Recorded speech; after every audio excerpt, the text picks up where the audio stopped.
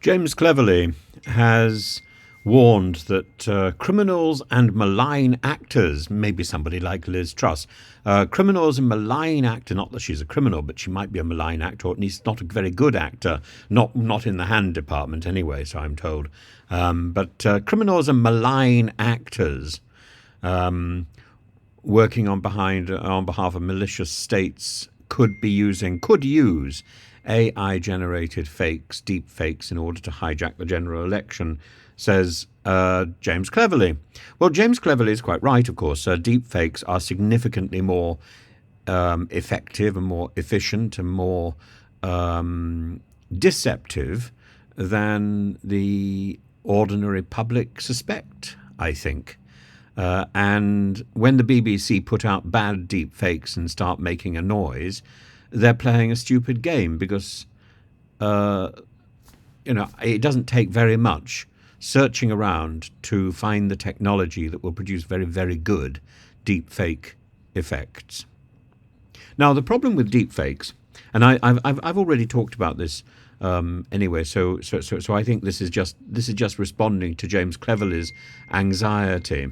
And he said that increasingly today the battle of ideas and policies takes place in an ever-changing and expanding digital sphere. He says the era of deepfake and AI-generated content to mislead and disrupt is already at play. He's quite right. The landscape it is inserted into needs its rules, transparency and safeguards for its users. The questions asked about digital content and the sources of digital content are no less relevant than those asked about the content and sources at dispatch boxes, newsrooms, or billboard ads. The point is that even if somebody is deep-faked, even if there's a deep-fake campaign to discredit a particular politician, they can't be made to say or do anything that is so out of character that it's unbelievable. So in other words, if a deep fake message is out there, the problem is the failure of the politician to get their true character out in the first place, or the fact that the politician is just so it's so credible that the politician might say this or that. And that's the problem. Politicians spend so much time at the moment spouting other people's slogans that, frankly, the true character of the politician is often hidden behind the array of rubbish which they are expected to recite. And that is their fault. That's not the fault of AI. That's not the fault of some enterprising satirist. That is their fault.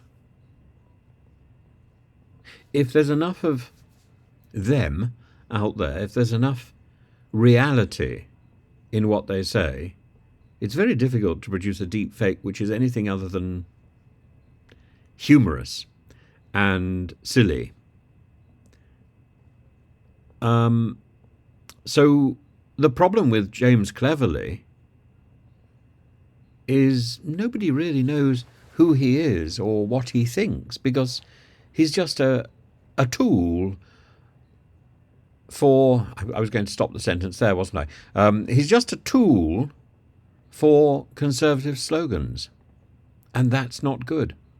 So if he's a tool for conservative slogans, he could be a tool for slogans from some sort of advertising brand.